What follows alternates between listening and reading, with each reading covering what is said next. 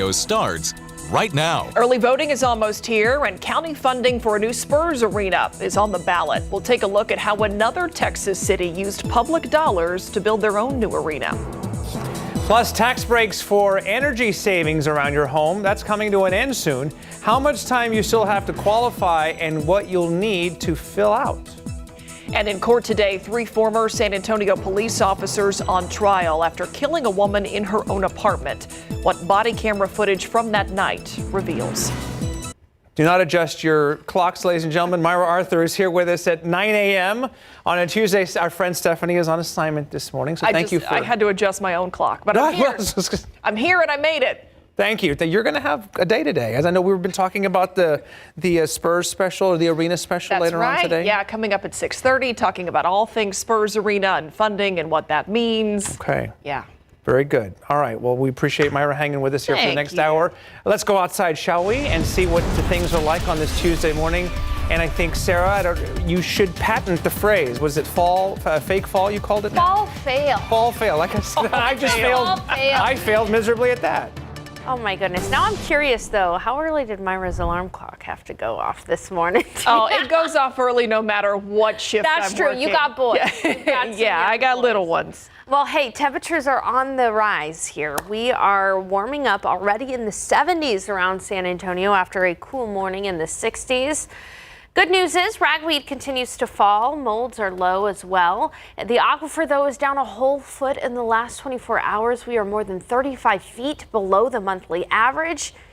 False fall because of the hot afternoons near 90 degrees. Still pleasant, though, this afternoon with that dry heat and no cold air soon. I know we were talking about the potential for a cool front. That is another reason why we're dealing with a fall fail. I'll have the latest on that. And could we have our driest October ever on record for San Antonio? It's a possibility. Details soon. All right, Sarah, thank you. Let's take a look at TransGuide out there right now. This is 1604 at Emerald Forest. Looks like there's some construction. A whole lot of sunshine in this view, but you can tell it's an area dealing with construction, as most highways in our area are. So traffic making its way around that. And I-10 at Frio, nobody going anywhere fast. Traffic very slow in this direction today. Okay, we'll get to your top stories this morning at 9. Today is day 3 of the trial of the 3 former San Antonio police officers who killed a San Antonio woman. Yesterday, body camera footage showed a struggle between Melissa Perez and the officers on trial. They're now former officers. Alfred Flores, Eleazar Alejandro, and Nathaniel Villalobos shot and killed Perez.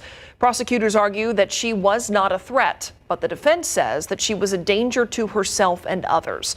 Police were called there that night in 2023 after reports that Perez cut a fire alarm at her apartment complex. They played a 911 call from Perez's neighbor the night of the shooting, who said, quote, "She's being violent and has pliers in her hand," end quote. The first responding officer, Jesus Rojas, took the stand and answered questions about his encounter with Perez. Was she physically aggressive to you at any point? No, sir. Was there any mental health unit officers or personnel that you could have dispatched that call? No. Sorry? No, sir. All right. So all 3 former officers on trial face up to life in prison if they are convicted. The testimony will resume this afternoon around 12:30. And you can watch that live on KSAT Plus, our free app, and also online at ksat.com. Parents are calling for pedestrian safety after their son was hit and killed while crossing the street outside of a local high school. He was in a designated crosswalk when it happened. And so Jose Flores III was a student at John Jay High School and was hit by a truck right outside the school about a month ago.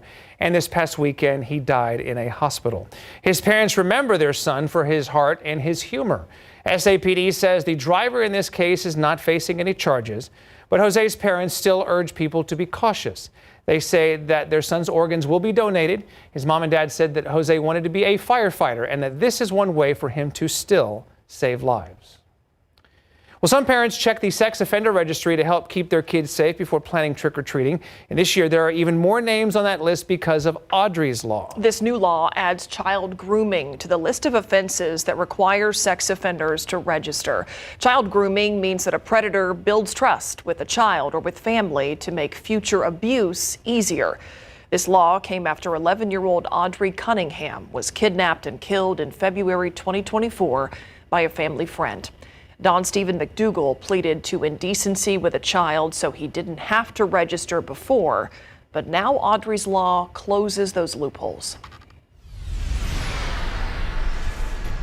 Top Texas Republicans have launched joint House and Senate committees to investigate the deadly July 4th Hill Country floods that killed more than 130 people, including 25 young girls and 2 teenage counselors from Camp Mystic. Lieutenant Governor Dan Patrick and House Speaker Dustin Burrows said the panels will, quote, get to the bottom of what happened, examining the facts, the state's disaster preparedness and response, and specifically how youth summer camps handled this event. Among the members is Senator Jose Menendez from right here in San Antonio. Well, happening at this hour, the Kerrville Commissioner's Court is meeting to talk about long-term recovery after the Hill Country floods. That includes updates on the Kerr Together Long-Term Recovery Group and the status of Guadalupe River flood warning systems. The Kerrville City Council will meet this afternoon at 4 for a workshop on more July 4th flood updates. Meanwhile, there's still ways to support the Hill Country. The Hope for Hunt concert will be held at Pure Country Barbecue and Grill in Bernie. That's happening on October 18th from 3 to 10 p.m. Tickets are $80 and kids 12 and under get in free. Headliners will be Thompson Square, the J.R. Herrera Band, and more. For more information on Saturday's event, head over to KSAT.com. All right, turning to the economy, new tariffs go into effect today on some common household products, just as tensions between President Trump and China heat up. And a new report warns that American consumers are bearing the brunt of rising prices. ABC's Nicole D'Antonio explains the impact of these new tariffs. As new tariffs take effect today, a new report finds Americans, at least for now, are absorbing the majority of the extra cost. According to Goldman Sachs, U.S. consumers will absorb 55% of tariff costs by the end of the year. American businesses, just 22%. Foreign exporters, 18%. New tariffs take effect today on kitchen cabinets, bathroom vanities, upholstered furniture, and lumber. The White House insists tariffs will have major economic benefits in the long term. Meanwhile, as the federal government shutdown enters its third week, the Treasury Secretary says the economy is starting to feel the effects. This is getting serious. It's starting to affect the real economy. We are having to hold back on some payments so that the brave men and women in the U.S. military can get paid. Democrats are demanding Obamacare subsidies be extended to keep health care costs from rising. But the House Speaker says he won't negotiate until Democrats agree to reopen the government. We're barreling toward one of the longest shutdowns in American history. The American people want us to reopen the government. They want bipartisan negotiations, and they want the Congress to address the health care crisis that is devastating them. Millions of federal workers have now received their final paycheck, and the Trump administration has fired more than 4,000 federal workers, including many inside the Department of Education. Sources say the special education staff has been decimated. Every minute counts, every service counts, and this time wasted, it will change their trajectory to become independent adults. And overnight, we learned dozens of federal employees that work on substance abuse and mental health have also been laid off. Nicole D'Antonio, ABC News, Washington. All right, well, here is today's 9 at 9. The Gaza ceasefire deal has officially been signed by President Trump and Middle East regional leaders. The moment came as part of a summit held in Egypt. As the president signed the documents, he said the ceasefire agreement would hold up, but it's unclear exactly what was in the document the leaders signed. Both China and the U.S. will collect port fees from shipping companies. Starting today, China will charge the port fees on all U.S. ships, but cargo ships based in China would be exempt. The U.S. says it's charging the fees because of what it describes as China's unfair practices in the maritime industry. Doctors will soon have another tool to help rule out whether a person has developed Alzheimer's disease. The FDA cleared another blood test that could help determine whether someone has the disease. Officials say the test is geared toward adults 55 and older who are showing signs of cognitive decline. Amazon is slated to hire 250,000 workers for the holiday season. Both full-time and part-time workers will be hired in its transportation and distribution departments. That's the same number of workers the retail giant hired last year. JP Morgan Chase will invest $10 billion in defense contractors and artificial intelligence businesses to help protect the U.S. economy as trade tensions rise with countries like China, and help facilitate $1.5 trillion in investments in companies important for national economic security over the next 10 years. Job postings are coming back to Facebook. The listings are returning to the platform after a 3-year hiatus. They can be found inside a tab on the Facebook Marketplace section. Only those 18 and older should apply. Slack says its new chatbot will give every employee AI superpowers. It's called Slackbot, and it's designed to help with project planning, finding files, and scheduling meetings. Slackbot is being tested right now, but is expected to be rolled out by year's end. The end of support for Windows 10 users, sort of. After today, users will no longer automatically receive important security updates. However, if you just can't let go of Windows 10, you can sign up for extended security updates to get 1 more year of support. Taylor Swift is keeping the Eras Tour love going. The first 2 episodes of a 6-part docuseries will be released on Disney Plus and Hulu on December 12th. The end of an era will give fans a behind-the-scenes look at the superstars' sold-out performances around the world from March 2023 through December of last year. So I know what my daughter will be doing on that day. Her era is it's not ending. No, she is. T Swift's era, and we're living in it. I mean, it's exactly. And Travis Kelce is just, also living in it, I think, right now. Yeah, for sure. Goodness gracious. Okay, it is 9:09 right now, 70 degrees outside, still ahead on GMSA at 9. Thinking about a home improvement? Don't miss out on a federal tax credit that could save you thousands, but it does end soon. We'll break down what upgrades qualify and how to claim it. All right, and of course, early voting is less than a week away, and Prop B, the Spurs Arena funding vote, is making a lot of headlines. We've got some inside information from the senator behind the bill and how other Texas cities use similar laws to boost their own arenas coming up. All right, it's 9:13 now. We are less than a week away from the start of early voting, and the decision that's received a lot of attention, of course, is a vote on the Bexar County funding for a proposed new Spurs Arena, also known as Proposition B. So RJ Marquez spoke with the state senator who wrote a bill that started us down this road. Here's part of that interview with Senator Jose Menendez and a look at how another Texas city used similar legislation to help pay for their own new arena. This is not about the Spurs. This is about us bringing new conventions, new events, new meetings to San Antonio. Before there were any plans for a new Spurs Arena, there was a piece of legislation filed by State Senator Jose Menendez. Fort Worth, Dallas, they're building something new. Houston is also doing something. In 2023, Menendez wrote a bill to give San Antonio the ability to use state tourism and hotel dollars to reinvest into the city. If we don't get in on this, we're going to be at a disadvantage. The city of Fort Worth used millions from a similar bill to help build Dickey's Arena. The city-owned arena has attracted high-profile concerts, basketball games, the U.S. Gymnastics Championships, and expanded their rodeo. How would you evaluate how that has worked out for that city? If the people in Fort Worth thought it was a bad deal, they would have come back in 2025 and said, hey, can we renegotiate? They have not. You know what they've done? They've tried to expand. All right, so there's, again, a little taste of RJ Marquez and his visit there with Senator Menendez. And a reminder, early voting for the upcoming election is this coming Monday, the 20th. The last day to vote is on Halloween, the 31st. Anyone in Bexar County can vote on the county funding for a new arena, but there's even more on the ballot, including state constitutional amendments. And we have all of those explained for you at KSAT.com. And later on tonight, KSAT will be airing a special takeover of sorts during the news at 6 o'clock, all about this potential new Spurs Arena. Props A and B, who pays, who benefits. It's all today at 6:30 p.m. I've seen those promotional shoots about that tonight, and I keep on wondering, what's the answer? What's the answer? Yeah, I'm interested in it. We asked some big questions. Big questions, important questions for voters to be informed, so I look forward to that. I also look forward to the day that I can talk about rain, but that day is not. The new arena might come before that. Who knows? It may just. So far, we have not seen any rain this October.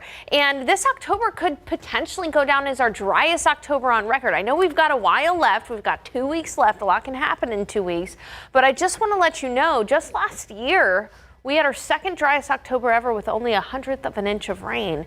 In 1952, we went the whole month with only seeing a trace of rainfall. So far this year, absolutely nothing in October. Records for the statistic go back to the 1880s. So this is something that we're going to have to pay very close attention to. Looking at the forecast, we only have a small 10% chance for rain on Saturday and Sunday. And that rain would have to fall right at the airport where the official rain gauge is, and if we were to see any kind of rain for the month. So this is not a good looking forecast for us as far as rain is concerned. It's all because of this high pressure system right overhead. I want you to think about a dome protecting or keeping out rain from Texas. That is what is happening right now. That dome is pushing down on the air, preventing us from seeing showers and storms. Meanwhile, low pressure system on the other half of the nation is bringing rain and snow to California and the mountains of California there. In order to see that high pressure system moved out of here, you got to really have a strong low pressure system. And this low pressure system is going to try. What it's going to do is it's going to pull some Pacific air into the United States. And unfortunately, what it was looking like earlier is that we could maybe have some cold Canadian air, which would mean a stronger cold front. But with the Pacific cool front, really you're just looking at much drier air moving in from the west. There's a very small chance for a shower or storm. That's why we have that 10% chance. But the biggest impact from this front is just going to be that it's going to continue to be dry. And that's the last thing we want to see in San Antonio. We want to see rain. And that cooler air, quote unquote, is going to stay to the north. We are just not going to be looking at much cooler air moving into San Antonio anytime soon. Take a look at temperatures behind that front on Saturday, still 86 in Abilene. I mean, come on, we cannot catch a break. And so when we look at high temperatures over the next several days, well above average, 83 is our average high. We're going to be some 7 to 10 degrees above that for the foreseeable future. So enjoy the cool mornings while you can. That's about the only time you're going to feel like fall. 63 in Bernie, it's 65 in Bulverde, 69 in Seguin, 70 in Utopia, and 72 in Sabinal. As we look ahead to the rest of the day, 82 by the lunch hour. You can sit outside this afternoon if you find some shade. Yes, it's going to be hot, but with the low humidity, 90 is going to feel just fine. And this evening is going to be okay too, with temperatures falling into the 70s after sunset. I promise you, I did not just copy and paste these numbers across the 7-day forecast. It certainly looks like it, though.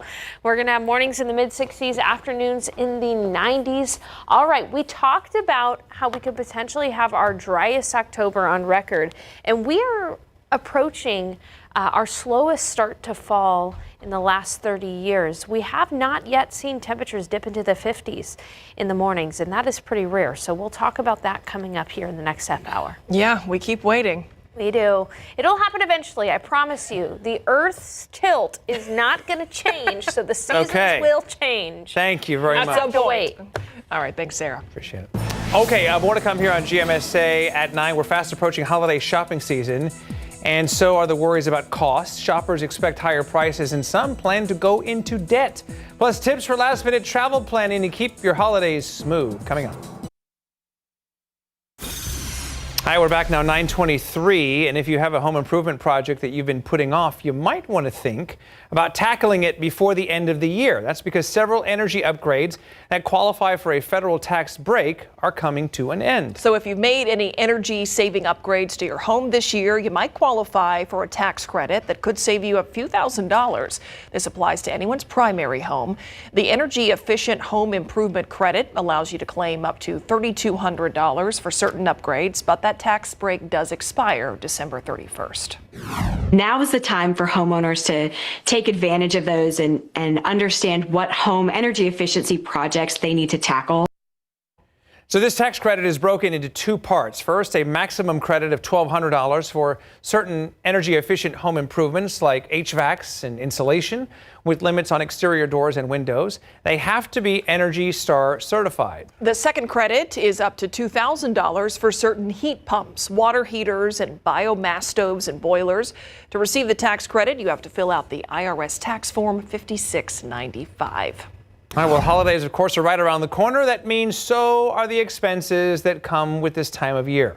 In a new survey from Bankrate, 41% of consumers say they are concerned holiday gifts will be more expensive this year, and roughly a third of shoppers plan to take on debt. The survey also found that fewer people are planning to travel between Thanksgiving and New Year's this year.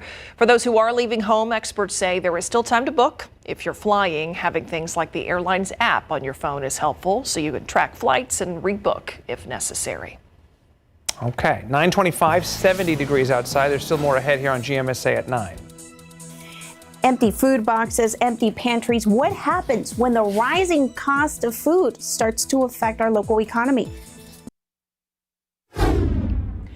County Commissioner Grant Moody led the charge to examine whether the Bexar County Sheriff's Office has enough patrol deputies. But 2.5 years after his fellow commissioners voted to probe that very topic, the study still has not been done. Is it frustrating that work was put in, that this vote took place so long ago, and here we are now in the fall of 2025 and there's still no study? Yeah, I don't know why. From a good governance standpoint, we want to know what we should have. Maybe we're understaffed, maybe we're overstaffed. We don't know if we don't have a study and we don't have some data to base it on. And that was the whole point behind commissioning the study. All right, so then what happened after that 2023 vote? Our Dylan Collier has been looking into that for KSAT Investigates. He's here with us this morning here. So how rare is it for an elected body to vote on something and then have it go this far without not moving forward? Yeah, it's extremely very rare. It's not like this was an obscure area of county government. We're talking about public safety, which is what many people consider the foundational service provided by Bexar County. When you file records requests, for example, you have the county side and you have the Bexar County Sheriff's Office side. So essentially half of what the county does, you could consider public safety. Yeah, and that's always what people want to see their tax dollars spent on, right? Yeah. So have you been able to piece together what happened after that vote? Yeah, we've spent several weeks doing that. The county worked with the Sheriff's Office to draft a scope of work, which was presented to commissioners in July of last year, so about 14 months after this vote took place. County Manager David Smith told us he was asked to put it aside until after the budget was adopted, and then during the most recent budget process, which was completed last month, Smith said no member of the court or BCSO asked for funding for that study to take place. Okay, so the question is, if they approved it, something has to come next. They signed off on this, so we have to wait and see, I guess. I guess we'll see what this story does in terms of getting the wheels moving on that situation again. You have a way of getting wheels moving. Sometimes. It's amazing how that happens. Thank so you. We'll see what happens later on tonight. Dylan's full investigation on the study that never was runs tonight on the Night Beat. All right, Dylan, thank you. Yep. All right, outside with Live Cam, we are sunny and it is warming up quickly. We've already seen temperatures up some 5 to 10 degrees from an hour and a half ago. All right, if you're wheezing and you're sneezing, there's gotta be a reason. And sometimes it's the ragweed this time of year. Thankfully, everything is on the lower end of things. Molds and ragweed are low, but ragweed has been moderate the last couple of days. Here's where we are as far as the allergen calendar goes. Ragweed season usually comes to an end closer to our first freeze, and then we got a very small window before the dreaded mountain cedar takes over as we head into the new year. All right, the aquifer is down a foot over the last 24 hours, and for the rest of the day, we are going to be seeing sunny skies and a high of 90 degrees, sounding like a broken record because our weather is broken. We are near 90 every single day of the foreseeable future. I'm calling it a fall fail. We've even had to track back on that cool front that was expected over the weekend. Things are changing. I'll have a look at our slowest start to fall in a while coming up. All right, Sarah, thank you. Speaking of slow, let's go out there right now. Traffic 1604 at Hardy Oak Boulevard. You can see that ramp there, a ton of orange barrels lining the side. Traffic pretty backed up. It's been slow going just because of construction. And here's another area dealing with that same thing. I-10 at Frio, things slow going around the construction zone there as well. Okay, well, just days into the government shutdown, and our communities most in need are already falling victim to the financial cuts. Yeah, the Care Zone at Dwight Middle School on the south side is run by the nonprofit Eagles Flight Advocacy and Outreach. They provide things like clothing, diapers, formula, and food to families in that area. And our Patty Santos shows us why they're losing 1/3 of their funding just this month.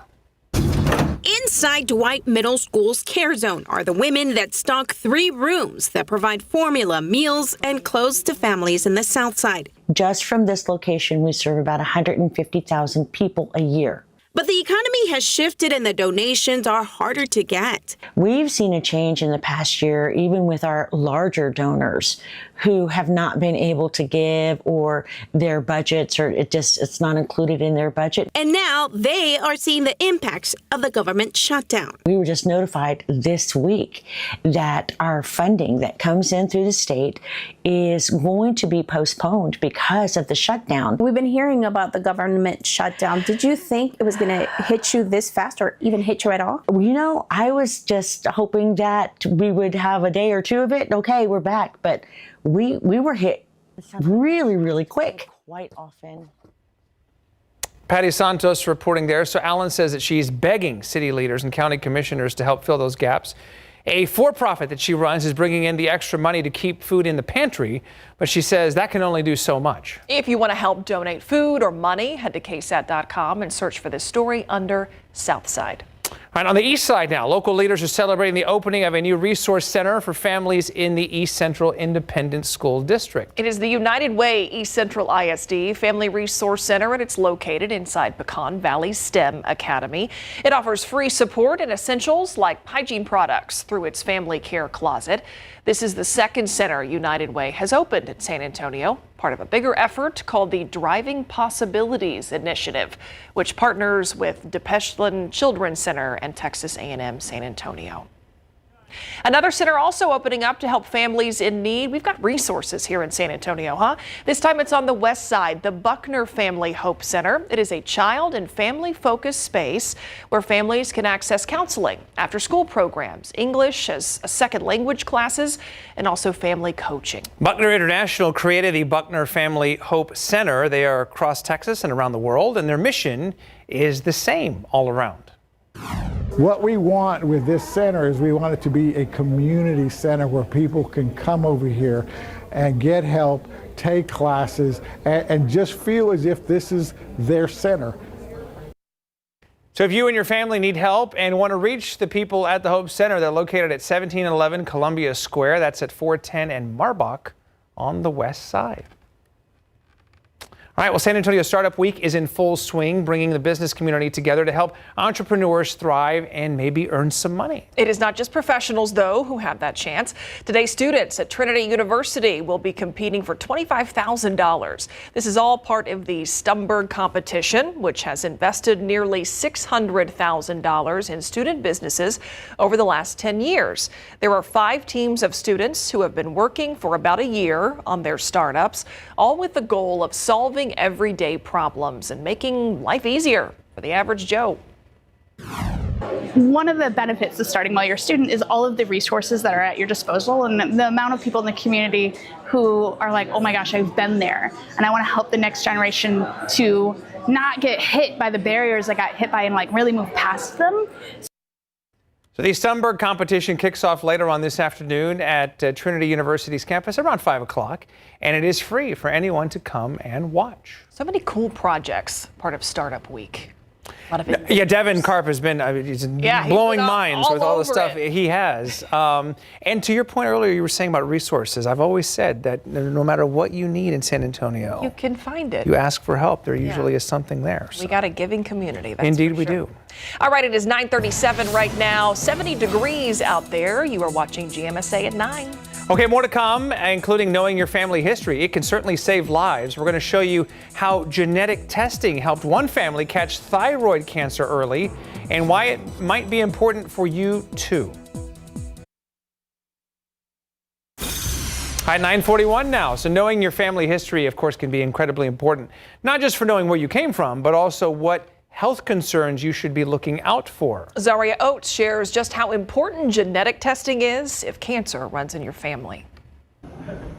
Thyroid cancer is one of the less alarming cancers, according to Dr. Santian with Texas Oncology. It's one of those with excellent prognosis, very high cure rate. But catching it early is still incredibly important. There is some genetic cancers or genetic syndromes that will cause thyroid cancer, mainly in the form of a very rare thyroid cancer called medullary thyroid cancer. A cancer the Garcia family has come to learn a lot more about. The way I come about my diagnosis was last year I had a bump on my neck. Martin Sr. and Martin Jr. are both recovering from surgery to remove their thyroid less than 2 weeks ago, a surgery they took on together. We were both in the hospital at the same time. And a surgery they wouldn't have known they needed without genetic testing. When I went to go see the oncologist, that's the first thing they wanted to check was genetic testing because it could be a gene in the family.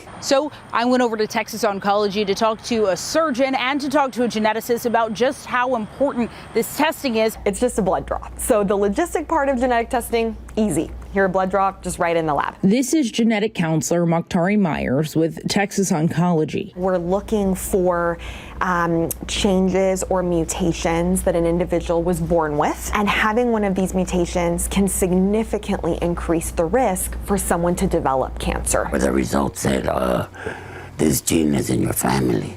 You need to have your children tested. So he did. Positive for the gene mutation. And then their grandkids, who are over 18, got tested too.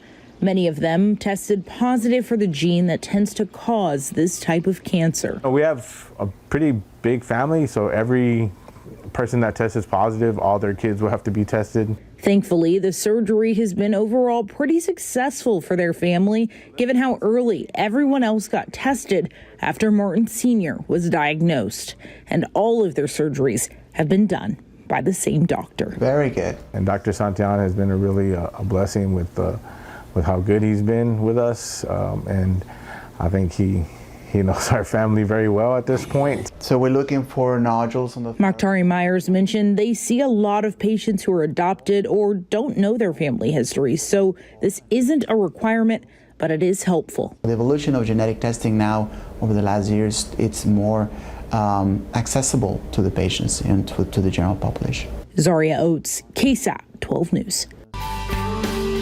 All right, some good news now for San Antonio families. University Health and Bexar County are bringing back their free drive-through flu shot event. We already had one on the 11th.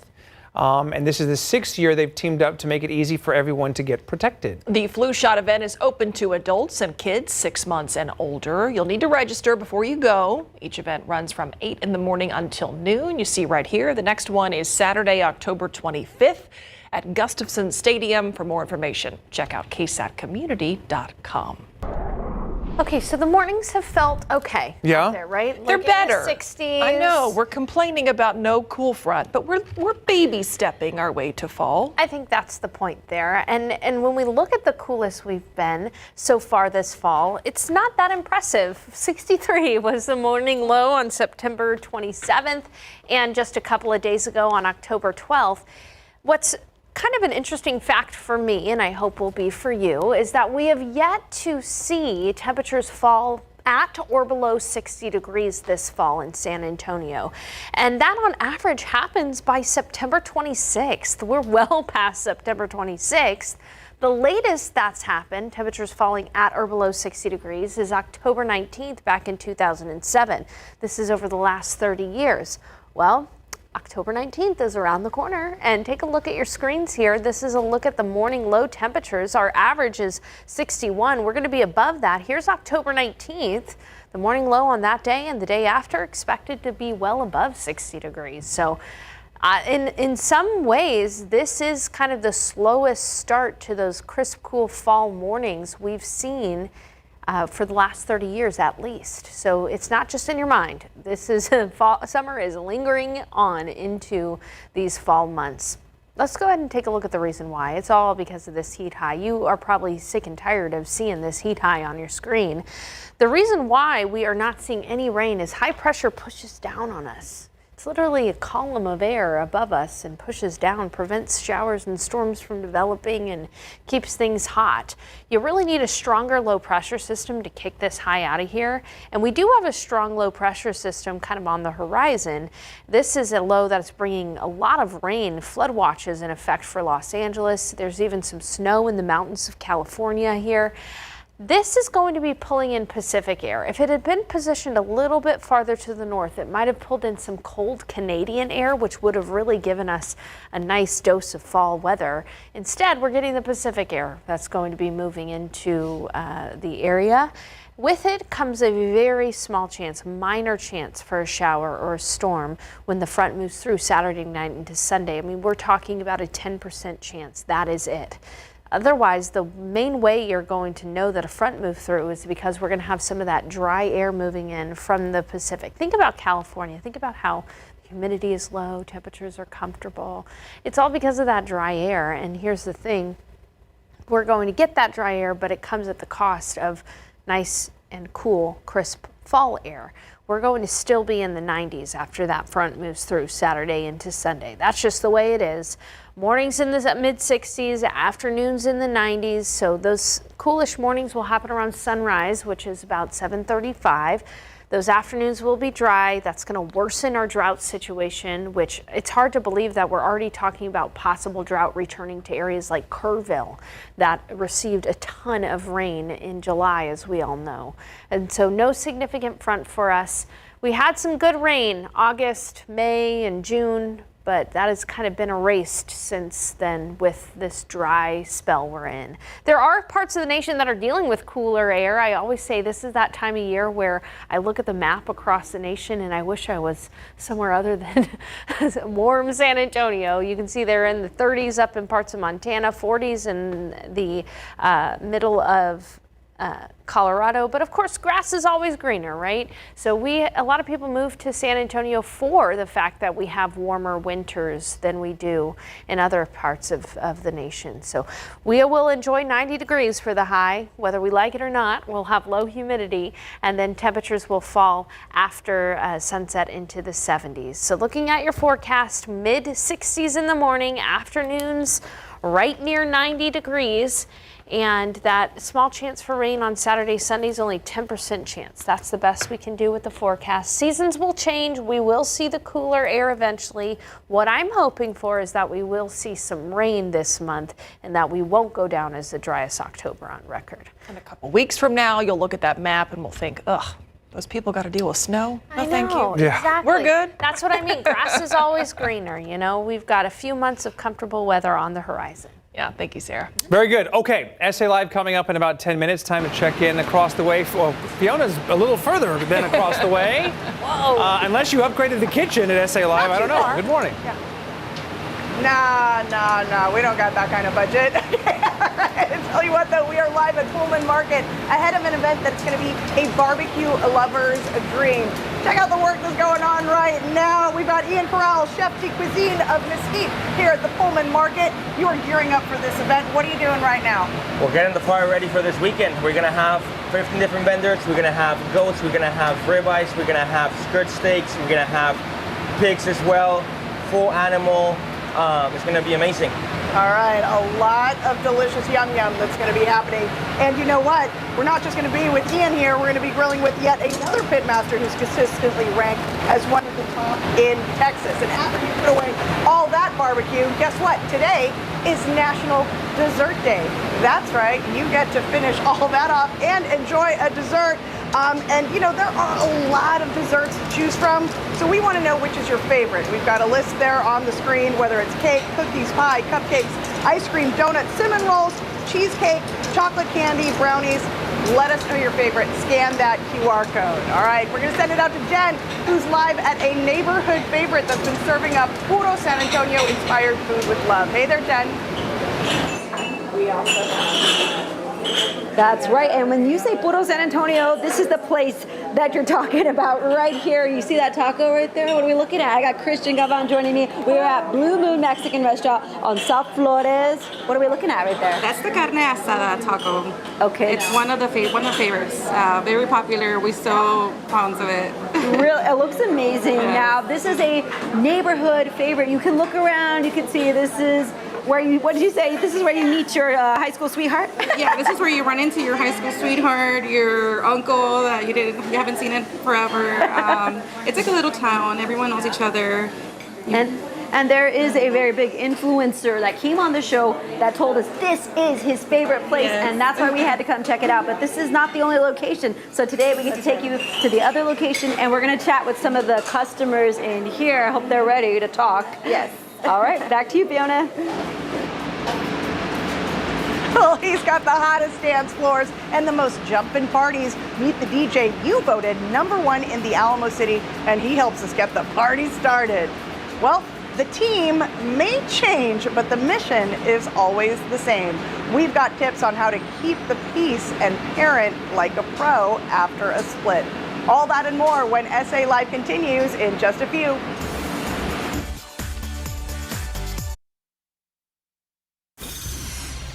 Hi, welcome back. It's something many of us love here in San Antonio, a warm, fresh flour tortilla. It's delicious and part of our culture, but do you know the story and the history? No, we were already talking about how we're hungry. Yeah, no. This is not going to help. Erica Hernandez visited a local expert to find out more about the flour tortilla and why it is so important to the culinary industry. One of my fondest memories growing up was visiting my grandmother. I would grab one of her warm and fresh tortillas and roll it up with butter as a snack. That's my story with tortillas, but what is the story of the tortilla? I went to Dr. Ellen Riojas Clark, Professor Emerita of Bicultural Bilingual Studies at UTSA, to find out. When the Spaniards come into the Americas and they brought wheat, some people say it's a lot of Jewish influence, Moorish influence, because of the fact that the Jewish couldn't eat corn. But flour, wheat was something we could use. So with the insurgence of many different cultural groups into the Americas, the flour tortilla is born in the northern part of Mexico, and it has become a staple throughout the United States.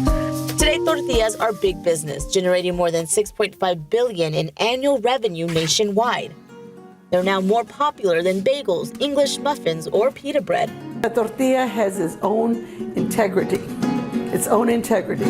You have to have a tortilla to put food in. Because otherwise, you can't pick it up and go. For Ellen, making tortillas is an act of love, one passed down through generations. What other food in the United States is made with such cariño?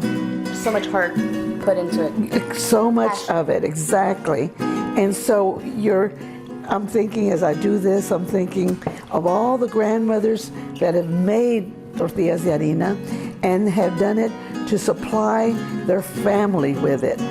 There's no other thing more beautiful than un taco con tortilla de harina, con frijoles, and a piece of bacon or chorizo con huevo. And she says keeping that tradition alive is just as important today. It doesn't take much to do it. Just like you make Christmas cookies at one time, take your kids and teach them about what it is, what a tortilla is. I think that for us to know who we are and why we are and what made us to be is the most important thing that we can teach. And as simple as a flour tortilla, it represents us, our contributions to the culinary arts. Erica Hernandez, KSAT 12 News. Well, now let's just hit the road and go get some breakfast tacos. Yeah. That's what sounds delicious. Well, not this way, though. Yeah, you don't want to go that way. I-10 at Frio, it's been an issue for the whole hour here. Slow going with all that construction in the area, a whole lot of traffic out there as well. Okay. All right. Well, weather's not an issue. No, we're seeing temperatures near 90 degrees every day. Our average last 90-degree day, though, is typically around this time, October 19th. The thing that's unusual is to see back-to-back-to-back-to-back 90-degree days like we're going to over the next several days. Mornings in the 60s, afternoons in the 90s, low humidity in the afternoon. That's the positive spin I can give you to your forecast. Temperatures will be pretty similar day to day and very little to no rain chances, maybe a sprinkle or two over the weekend, Saturday or Sunday. that is about it for us, unfortunately, in the forecast. But there's still plenty to talk about. I mean, we made the weather interesting. We talked about our average last 90-degree day. Oh, yeah. We talked about It's pleasant. You know, it's not bad. Can I know always we're waiting be on worse. fall. That's right. It could always be worse. It's nice out there. Thank you, Sarah. Okay. All right. Very good. Well, from tortillas to National Dessert Day, can you tell we have food on the brain? All right. Well, let's turn it over to SA Live. Have a fantastic day. Celebrating San Antonio with